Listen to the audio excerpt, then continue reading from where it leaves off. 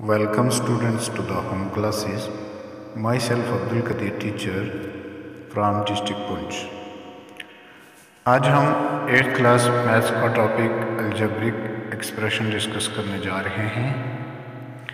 सबसे पहले हम अलजेब्रिक एक्सप्रेशन की डेफिनेशन देखते हैं क्या होती है। A combination of constants and variable connected by the signs of fundamental operations of addition, subtraction, multiplication and division is called algebraic expression.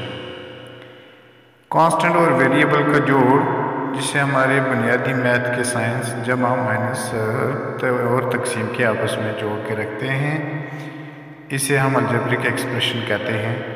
Constant होगी फिक्स वैल्यू जो चेंज नहीं होती, वेरिएबल जिसकी वैल्यू चेंज होती रहती है। कांस्टेंट हमारे पास number होते हैं और वेरिएबल हमारे पास अल्फ़ाबेट होते हैं। एक अलजेब्रिक एक्सप्रेशन की एग्जांपल देखते हैं। 2x² plus 7xy minus 3xy² plus 8, ये अलजेब्रिक एक्सप्रेशन है हमारे पास। इसमें कांस्टेंट वो हैं जिनकी वैल्यू फिक्स होती है, उनकी वैल्यू चेंज नहीं होती, वो हमारे पास नंबर होते हैं। जैसे इस एक्सप्रेशन में हमारे पास 2, 7, -3, 8 ये नंबर हैं, इनकी वैल्यू फिक्स रहेगी, इनकी वैल्यू चेंज नहीं होगी। वेरिएबल हमारे पास इसमें xy हैं, ये अल्फ़ाबेट होते हैं जिन्हें हम अलजेब्रिक एक्सप्रेशन के लिए इस्तेमाल करते हैं। इनकी वैल्यू फिक्स नहीं होती, इनकी वैल्यू बदलती रहती है। For example x + 7 = 10, x = 10 - 7, x = 3, यहाँ पे x की वैल्यू 3 है। Next example x + 5 = 9, x = 9 - 5, x = 4, यहाँ पे x की वैल्यू चेंज हो गई, x की वैल्यू 4 आ गई। Another example y - 3 = 7, y = 7 + 3, y = 10, तो यहाँ पे y की वैल्यू 10 हो गई। इट मीन्स कि इन सब की वैल्यू अब चेंज होती रहती है वेरिएबल की, इनकी वैल्यू फिक्स नहीं होती। कांस्टेंट की वैल्यू जो है वो कभी चेंज नहीं होती, वो कांस्टेंट ही रहती है। अब हमारे पास एक नेक्स्ट क्वेश्चन आता है। Classify the following polynomials as monomials, binomials, trinomials. Which polynomials do not fit in any of these 3 categories? ये हमारे पास कुछ अलजेब्रिक एक्सप्रेशन दी गई हैं, टर्म दी गई हैं, इनको हमने बाइफरकेट करना है, कैटेगरी वाइज बांटना है, इनको अलग अलग करना है हमने।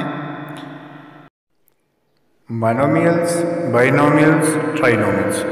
Monomials means 1 term, binomials means 2 term, trinomials means 3 term. सबसे पहले हम मोनोमियल्स की एग्जांपल देखते हैं। 9x² 5b³ -16x 45, ये सारी टर्म हमारे पास सिंगल हैं, तो जो भी सिंगल टर्म हमारे पास होगी उसे हम मोनोमियल कहेंगे। अब बाइनोमियल्स में हमारे पास 2 टर्म आएंगी। 9x² एक टर्म है, -5x एक टर्म है, ये कुल 2 टर्म होगी, इसे हम बाइनोमियल कहेंगे। 5b³ एक टर्म है, प्लस 14b² एक टर्म है, ये कुल मिला के 2 टर्म होगी, इसे भी हम बाइनोमियल कहेंगे। -16x एक टर्म है, प्लस 28 दूसरी टर्म है, ये हमारे पास बाइनोमियल हो गए। 5b³ 1 टर्म है, प्लस 1 दूसरी टर्म है, ये 2 टर्म होगी, इसे भी हम बाइनोमियल कहेंगे।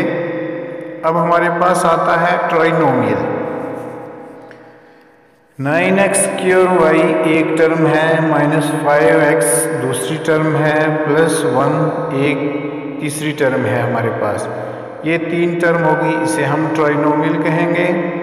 5b³ एक टर्म है, प्लस 14b² दूसरी टर्म है, -21b तीसरी टर्म है, ये 3 टर्म होगी, इसे हम ट्राइनोमियल कहेंगे।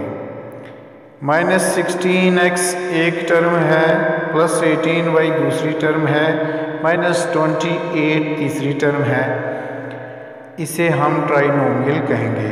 5b³ एक टर्म है प्लस 5a³ दूसरी टर्म है माइनस 8 तीसरी टर्म है, इसे भी हम ट्राइनोमियल कहेंगे। अब हमारे पास आता है जो इन तीनों कैटेगरीज में नहीं आता, जो 4 टर्म वाला होगा उसे हम पॉलिनोमियल कहेंगे। 3x³ एक टर्म है प्लस 2x² दूसरी टर्म है माइनस 6x तीसरी टर्म है प्लस 2 हमारे पास चौथी टर्म है, तो इसे हम पॉलिनोमियल कहेंगे। पॉलिनोमियल में मोनोमियल, बाइनोमियल, ट्राइनोमियल तीनों आ जाते हैं। Is it clear?